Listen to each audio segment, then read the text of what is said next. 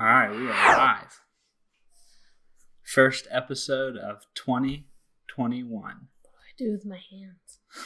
Like you've never been here before. It's episode 28. We took a whole month off. A whole month to start the year. Should we have that so close? I feel like the microphone is really going to pick it up. Should maybe we turn it down more? And then it would be off. Oh, it's at the lowest setting? Yeah. Okay. Well, I guess monitoring our children is important. Yeah. So, Kelsey, how's 2021 treating you? Great. That's it? You know this is a podcast, right? There's supposed to be conversation.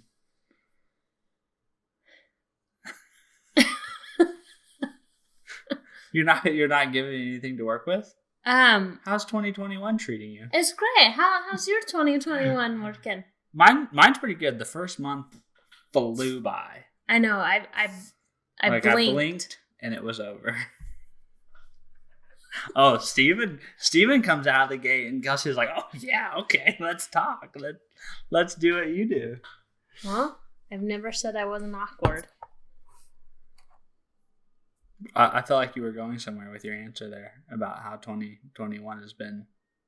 I said great. No, why are you saying it like that? I was waiting for you to pick up on it.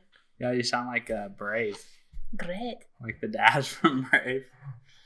My 2021 has been good so far. I haven't really done much. We haven't really done much for the past year. I rarely see the outside of our house most weeks and most days. Yeah. Basically just live in the garage at this point. It started off with some crazy world events. Yeah. Some political blockbuster world events, which we didn't really get to talk about because we weren't doing our podcast. But our life not nearly as exciting as what was going on in the world. No.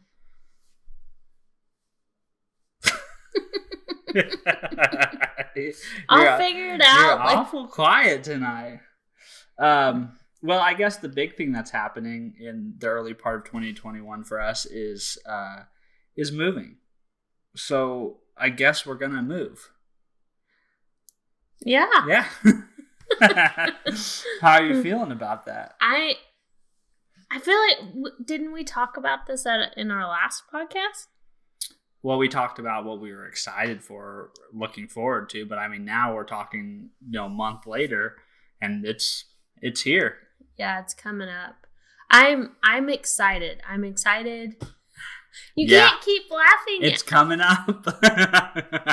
You can't keep laughing at me. It's funny. You're just going to make me feel more awkward, and then more awkward will spew out the more awkward I feel. That's okay. Let the awkward out. I'm excited for it. And I'm anxious about it because now, like you said, like I said, it's here. It's here. It's coming. It's coming. It's coming out. And I don't really know where I'm supposed to look. You're just supposed That's what the awkwardness is spewing from, is because I don't know where I'm supposed to look. Well, you're supposed to kind of pretend that there isn't a camera on you and you're just having a conversation. This is your 28th podcast? I know, but the new setup is still, I prefer it, but it's still getting me because what do I do with my hands? What do I do with my hands? Where do I look with my eyeballs? Where am I supposed to look? I'm excited for it because I've never lived anywhere, well, that I could remember. I've never lived anywhere other than Joplin. But I know my mom, if she's listening, she's going to be like, "Oh, wait.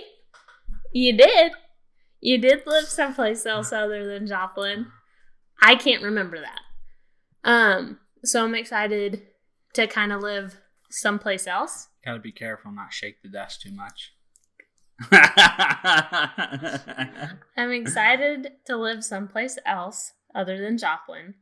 I'm anxious because it is a big move. It is a big change. And we all know how Kelsey deals with those big changes. I tend to struggle. But it's mixed feelings because I am super excited. I'm excited to live closer to my dad and my family that is up there. And I'm excited. How many times have I said excited? A lot. You said it a lot. I don't know. It's like we're on The Office when Holly is like, we're going to be just fine. Fine. Just fine. Fine. Just fine. I am nervous. I'm anxious about it, but I'm also excited. So like all those feelings are all wrapped in there. I'm anxious about the actual moving part, the logistics of getting another place, setting all that up, trying to pack with toddlers. But at the end of the day, it's just a task list, right? I mean, at the end of the day, that's all it is. It's just make a task list, do the tasks, right? I mean, that's... Yeah. When I'm anxious, I just make lists. I get that. And it makes sense. And then I start knocking things off. But then you throw two toddlers into... I mean, I need to stop calling them toddlers. Two little kids. You're shaking the desk a lot.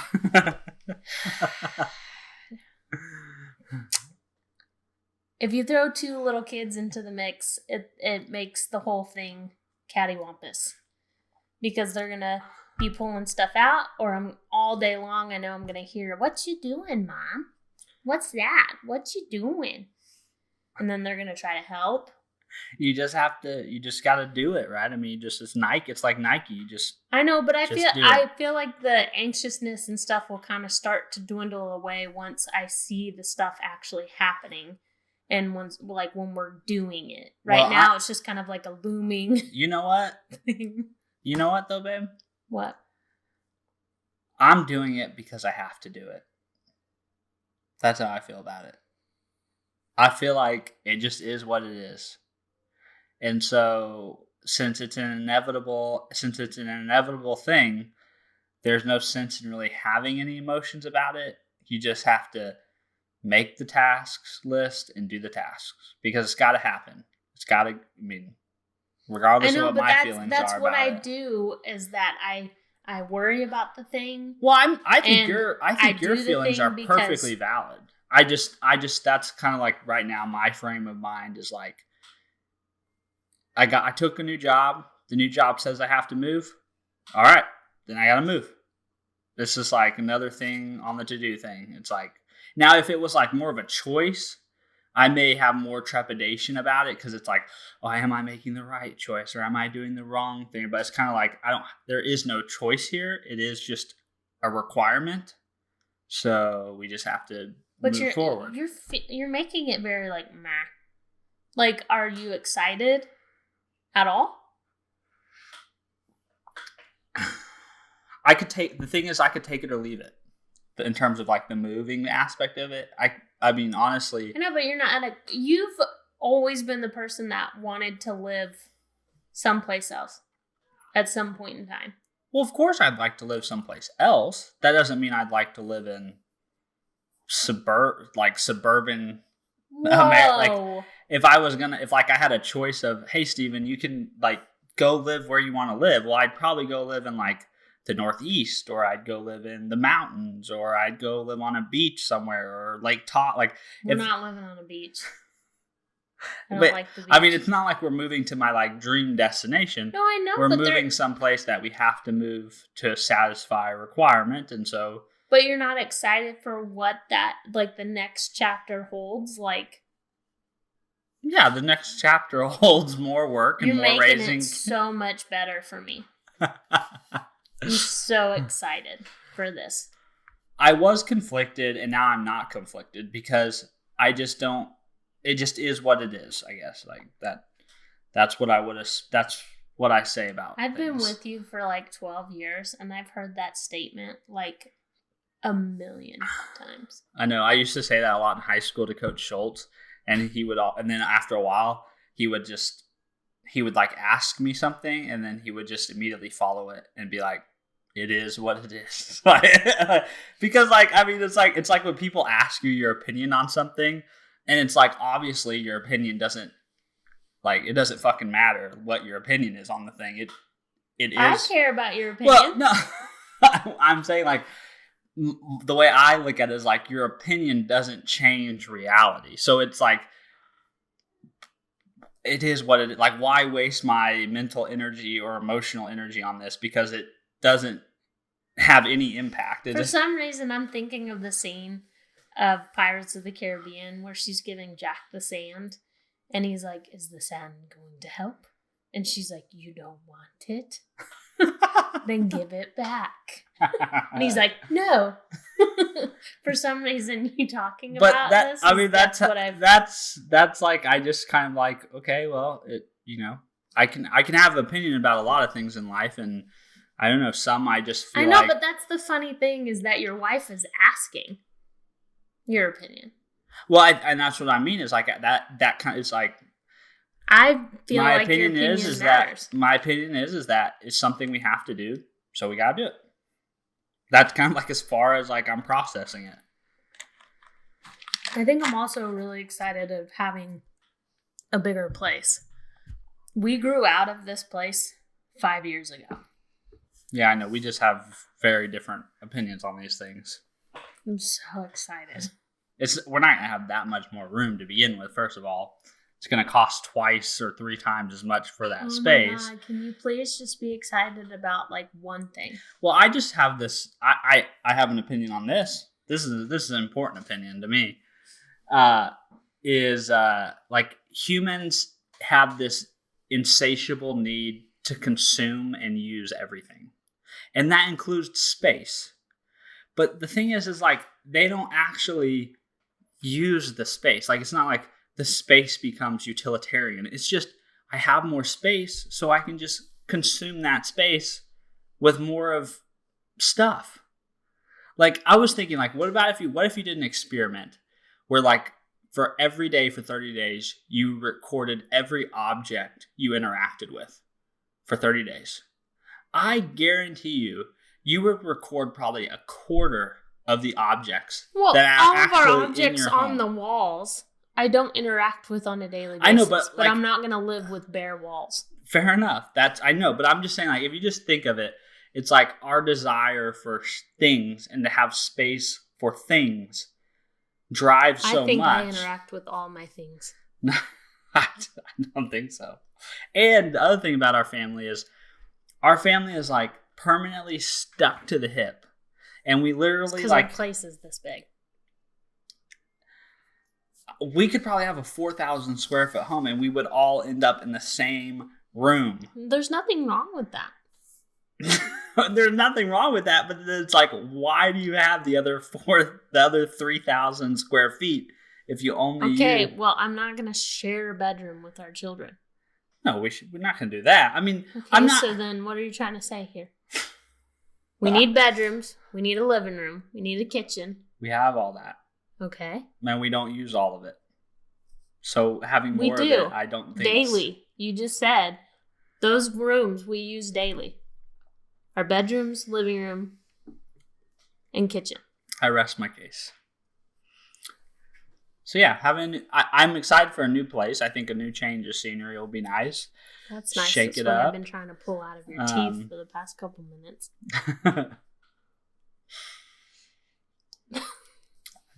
I'm offering up pleasantries to satisfy.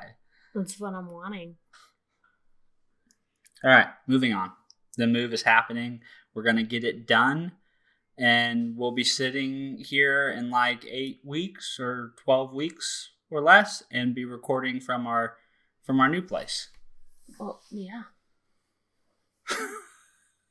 I just realized my legs are bouncing, so there's a good possibility that this video is just going to be all kinds of wobbly. It's going to be like, people are going to be like, all our thousands of viewers. I come from a very long line of Jimmy legs, so. You're one of those kids that needed the swing bar in school. Yeah. Underneath their desks. All right, moving on to the next topic. You got any big goals for the year? Big goals. But actually, we can use 3 different words because I've heard people describe these things 3 different ways. Do you have any big priorities, goals, or intentions? Which is that's kind of like the new age thing, right? Like, what are your intentions? Or no, the other one I've heard is, do you have a word for the year? Like, I've heard people like they're not going to do goals. I saw Gary B. They have a word.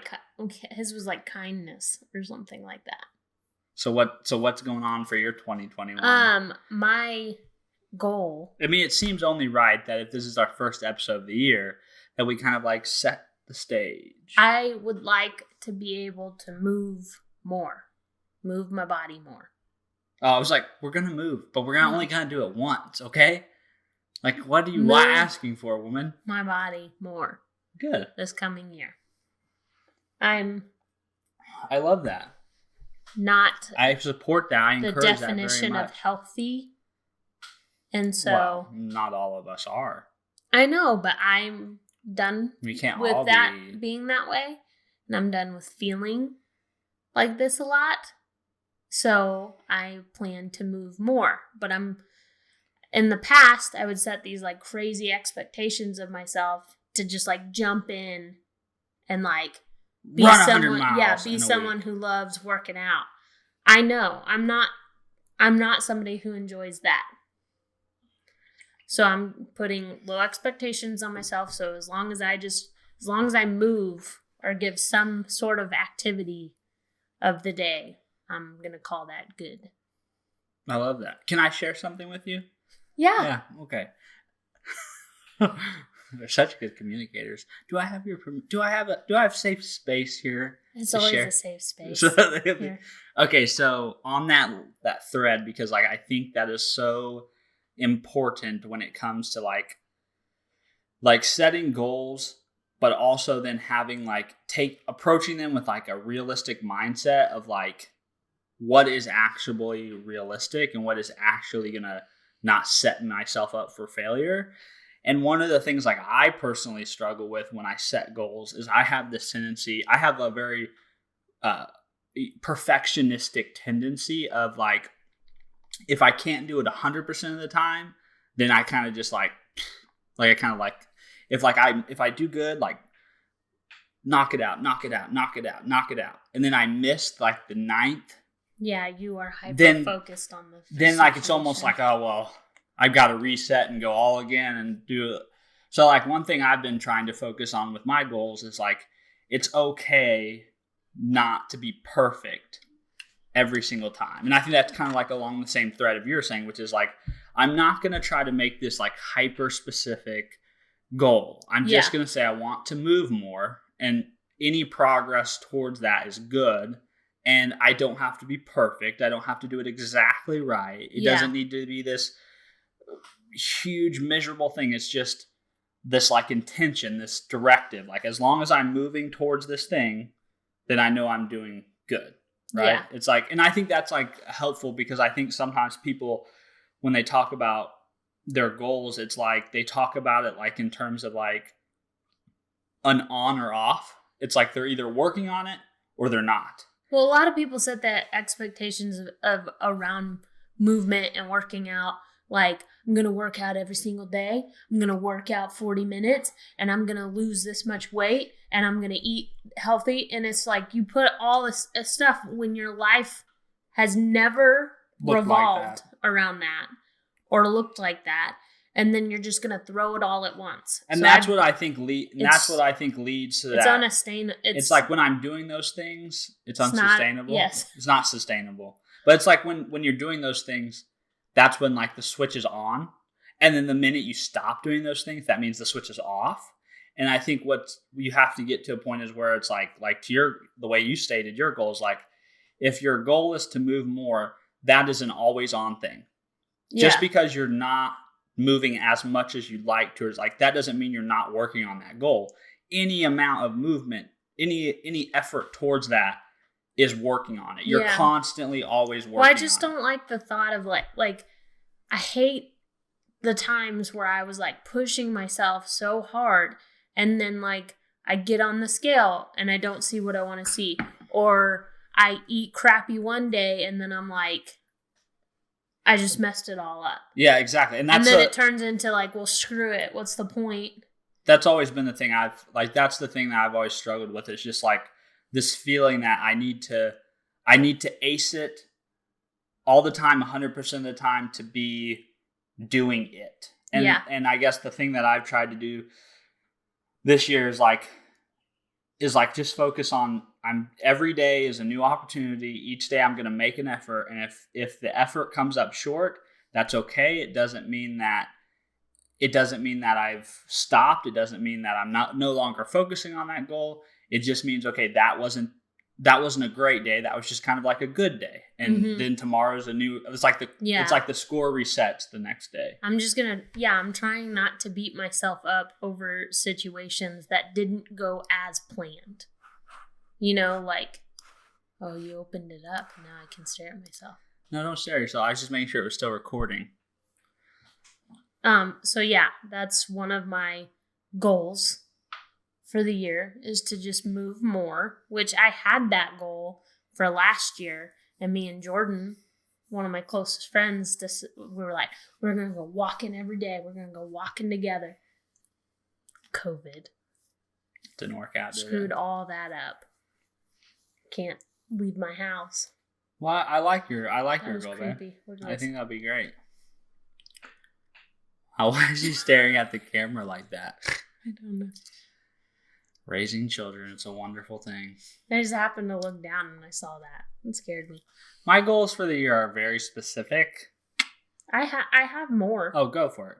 Yeah. Go for it, Ben. You just assume that I would just have one? No. I'd love to hear what your other goals are. I don't really have other goals. It's just I'd also told myself that as well as moving more, I'm going to start trying to eat a bit healthier. And I've tasked myself that, like, either lunch or dinner of the day, I'm going to eat a big salad. I'm going to eat more veggies. Big ass salad. A big ass salad. That was like what that one trainer's Instagram that I shared with you, where he was like, I saved his that. 1-2-3 approach was like, he said, drink water, eat salad. He said drink sparkling water because that's supposed to curb your appetite, and then eat a big ass salad. And I can't remember the other one. Yeah, I can't either. But it was so simplistic. It just, but I think I did save it. You have to start with small things. You can't try to change everything. That's why I said lunch or dinner. I'm gonna. I will admit though, you just went straight cliche for the year's goals, like just straight to the health goals. You don't have any other goals? Those are really big goals. I wouldn't even think you need other goals. Those are good priorities, and they should be top of mind. I'm gonna watch the long list of shows that have been sitting on my docket that just like have been like, hey, we're over here waiting. See, you can combine those two. Ride the bike and consume your list of shows. Whenever I ride the bike, I watch one of my shows, and it actually helps me ride the bike longer because I get into those shows like The Bachelorette, Bachelor. This Is Us. As soon as I got back onto that, I binged that. It's just I haven't felt like watching any of those shows. I've also am in denial that Supernatural is over, so I've kind of made it up in my head that if I just don't watch it, it's not over. If I don't watch the ending. So that's why a lot of my shows have just been sitting. That's one way to approach it, babe. Waiting. It's not over. They're still doing it. Just not watching it. I can hold on to it forever. Which is funny because it's like, Kelsey, you could just re-watch it. You could. That's what I do with The Office. Oh, but you don't because Netflix took it away. Wow. Sad. You're a little mean, girl. Oh. That's so cute. You lost your favorite show. Yeah. I saw though on obviously Peacock married you because you're very considerate and very nice and loving and with a little bite. You mean so you're like a sour patch kid.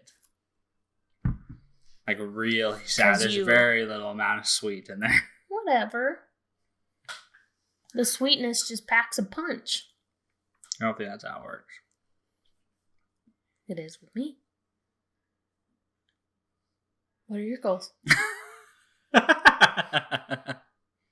Do you forget that we were having a conversation for a second? You're like, No. where is this going? Well, I was like, where were we in the conversation? And then I was like, oh yeah.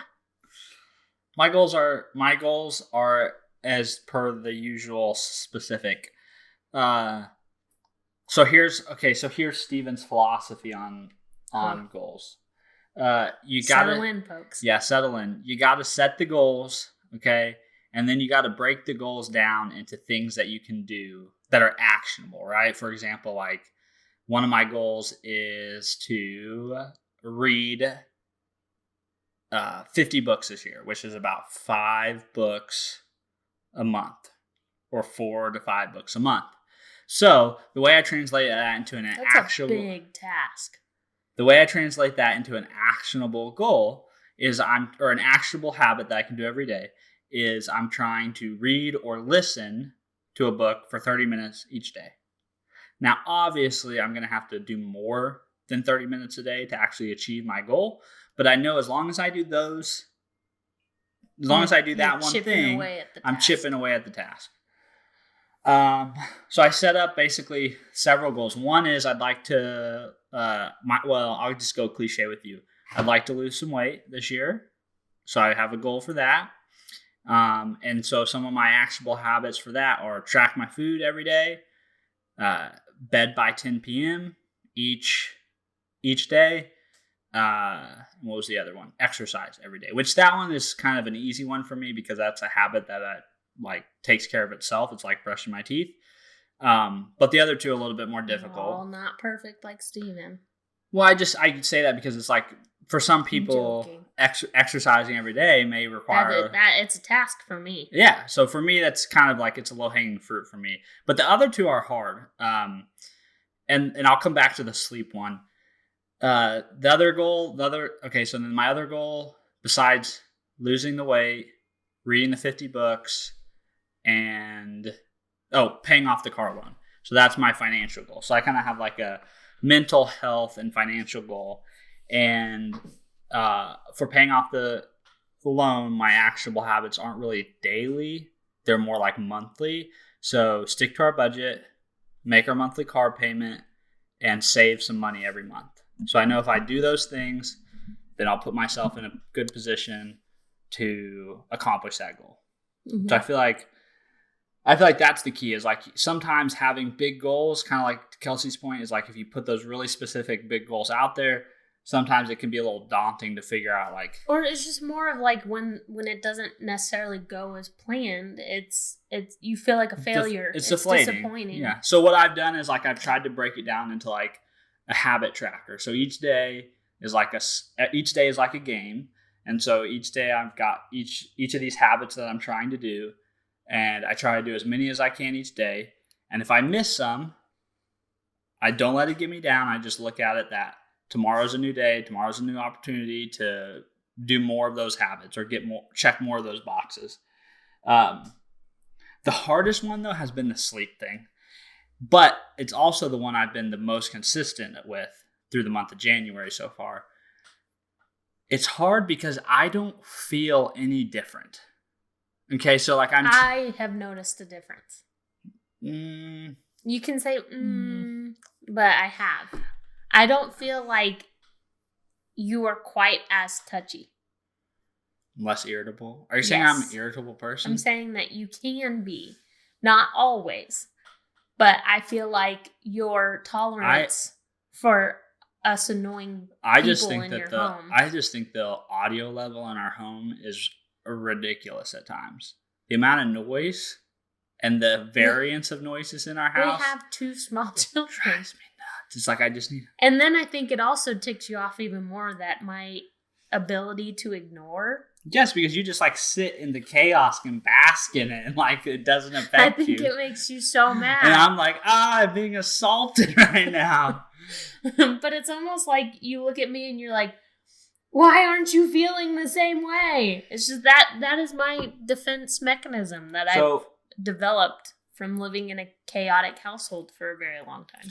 Therefore, I don't know why I started the sentence like that, but it has it has been one of the hardest things that I've tried to make myself do because of two things. One, it has severely reduced the amount of productivity in my life by a lot, which has really sucked. That really sucks. Like, the kids go to bed at 8, and then I only have 2 hours before my bedtime. That's been really hard for me to come to like terms with and come to peace with. And the trick for me, which have you seen that thing on TikTok that's been going around about people saying that there's an actual term for that they call revenge bedtime procrastination? Have you heard this? I've seen several. Like people procrastinate because they're angry that they have to go to bed earlier? Yes. No, they have to go to bed. I guess like the way that these people explain it in these TikTok videos. And I tried to do some Google searching to see if I could find like research papers on this. I couldn't find any. But this thing is on the internet if you search for it.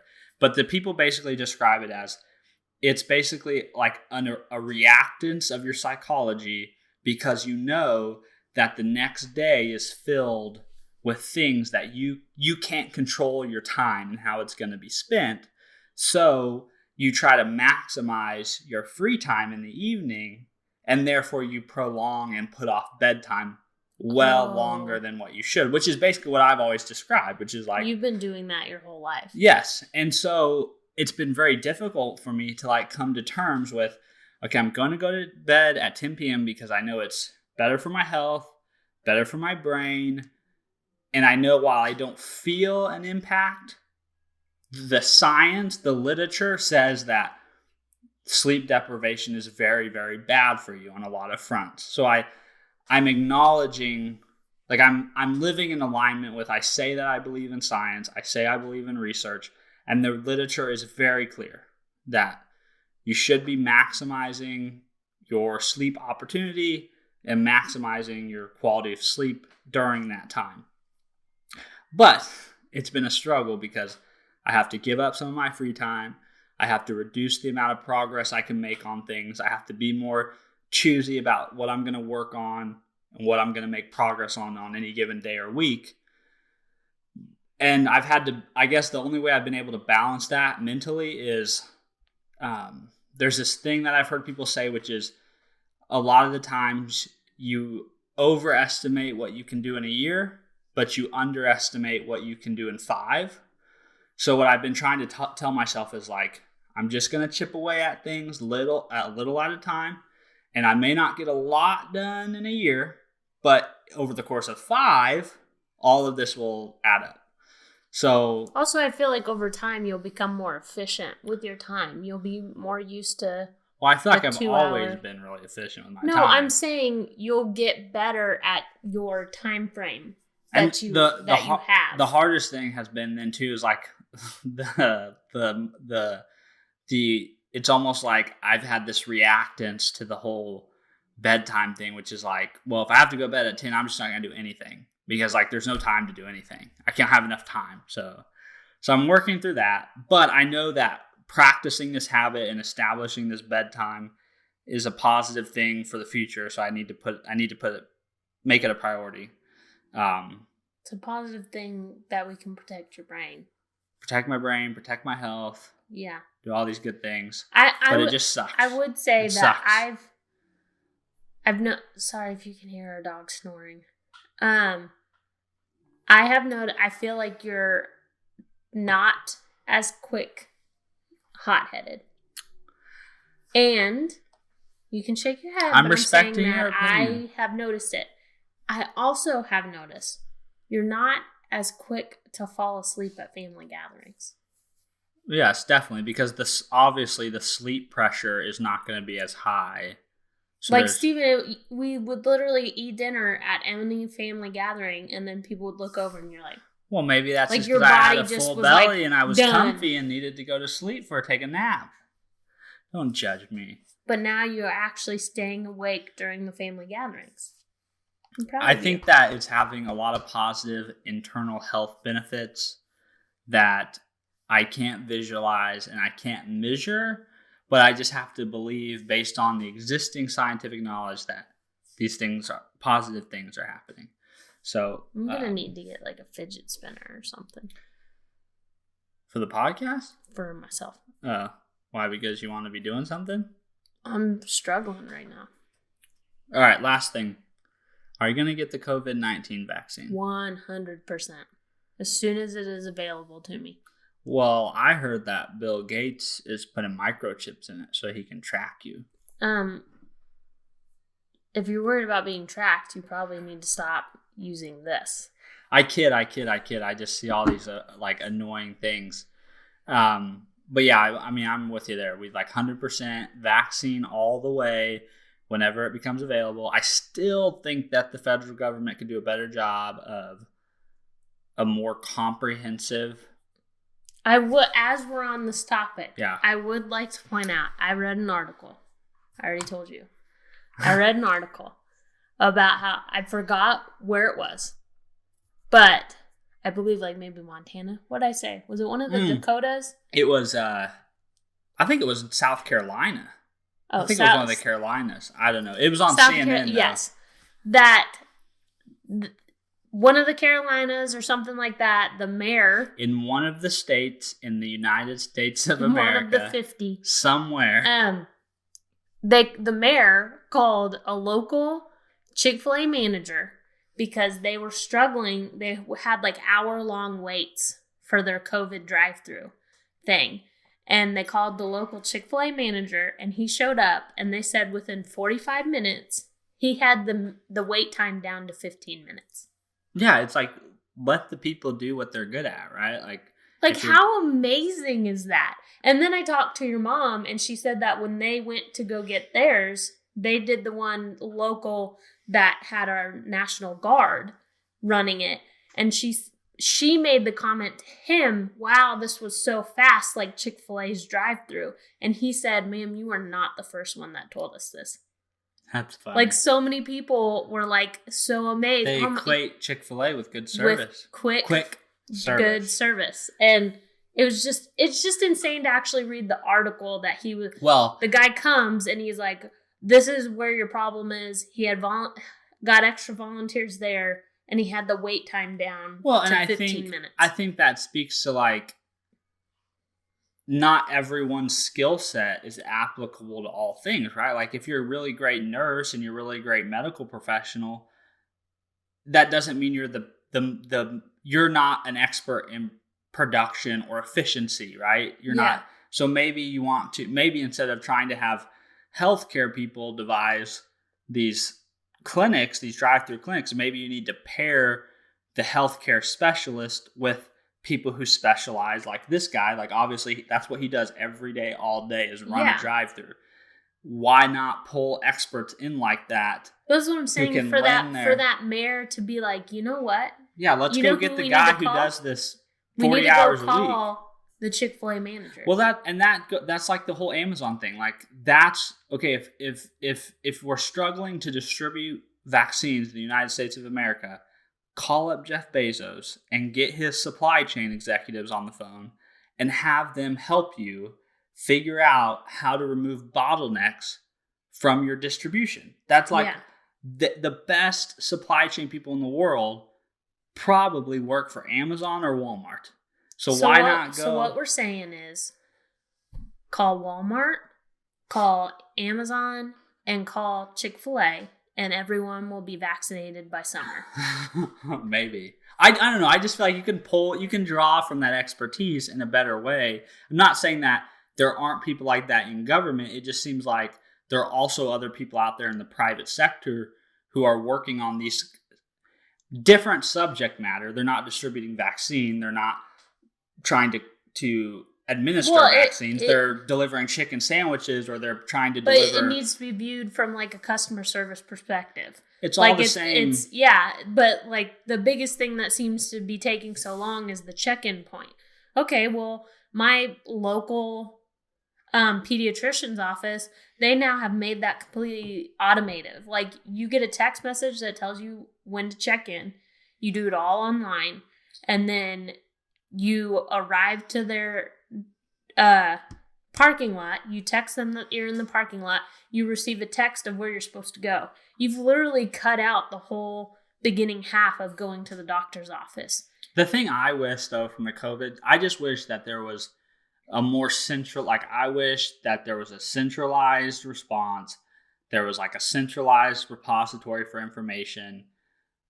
For example, like even like signing up for a vaccine. Yeah. Like, we shouldn't have 50 different places that you call or work with to get on a list. Especially like locally. That should be like a federal coordinated thing where you put your name on a federal queue. And then whoever locally has the vaccine will call you. That organization, that federal response will then coordinate and say, look, okay, you've got 50,000 people in your area. You guys are going to take 25%. You're going to take 25%. You're going to take, the federal government then reaches out and tells you, we've scheduled you for an appointment on such and such date at this provider, right? That way there's not, I don't know, it just seems chaotic to be having 4 or 5 places that are all administering the vaccine and then leaving it to the citizens to try to work with those. I'll also throw in there, so we said we need to call Walmart, Amazon, Chick-fil-A, and then get National Guard in there too, because they had the people locally in and out too. So I just feel like I know, I'm sure a lot of people are like, well, here's the better way of doing it. And then people are like, okay, well, you're not actually in the hot seat. Well, I don't know how to do it. All I'm saying is this is what I want. This is the way I feel like it would be better for me as a citizen. That being said, I just would like go COVID vaccine. Yeah, I'd like to get back to a more normal daily life. I don't want to have to go work in the office, though. I want to be able to work from home forever.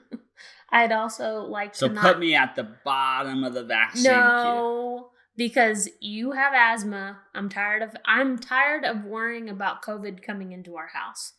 Because you have asthma. Our son has 1 kidney. I can't handle the thought of it coming into this house. That's because you always go to the worst. Like, people say I'm the pessimist. You always imagine the worst. I never thought like that until after I had children. And now I'm like literally laying in bed at night trying to find ways to, if the house caught on fire and I can't get to the children. Like, that's what keeps me up at night. Like, when you're like, what's wrong? That's what's wrong. Is trying to protect them in my brain. When you met me, you met Disney's and musicals, Rainbow and Sunshine. And now I'm just like, that same personality is there. It's just on top of like added stress of worrying of how to protect. Well, on that happy note, in our family, on that wonderful, we're not going to end like that. That's sad. I'm not Sorry. No, I wasn't going to end it like that. What I was going to say is, on that note, my bedtime is fast approaching, and my free time this evening is fast. You're binging it. It's evaporating before my eyes. It's disappearing. So how do you think our first episode for 2021 went? I don't really think it matters our opinion on the matter. It's what everyone else thinks. I mean, if we don't like it, we wouldn't do it. So did you think it went well? Well, if we didn't like it. There's a lot of awkward coming from you in 2021. There's always been awkward. It's just we've dealt with it. Well, I apologize if this episode feels a little rusty and clunky. We are coming off a 5-week hiatus, so hopefully we'll get back in the routine. Why is that, Steven? I don't know. Just didn't do it. Yeah. Just didn't do it. So we'll get back in the rhythm. Is there anything else you'd like to discuss this evening? No. All right. That'll do it. We hope you guys enjoyed it. We hope we didn't, kill an hour of your time unpleasantly. And we'd love to... but that's why you're kind of here. Well, I guess. For the awkwardness and... I would just like to know why you're here. So please... reach out to us on Instagram. Remember the division of feedback. The positive feedback goes to Kelsey on Instagram at KFreeborn412. The positive feedback comes to me. Wait, did you say negative? No, the negative. The positive feedback goes to Kelsey. The negative feedback goes to me at Stevan.Freeborn. And then we'll just kind of we'll take care of each kind of feedback as it comes. You could really send it to whoever. It's fine. But we just like to know why you're listening, because that helps us figure out what the heck we're going to talk about and what we should share. All right. What do you want to listen to us talk about? All right, and that was and that was the 28th episode of After Bedtime. We'll see you guys next time.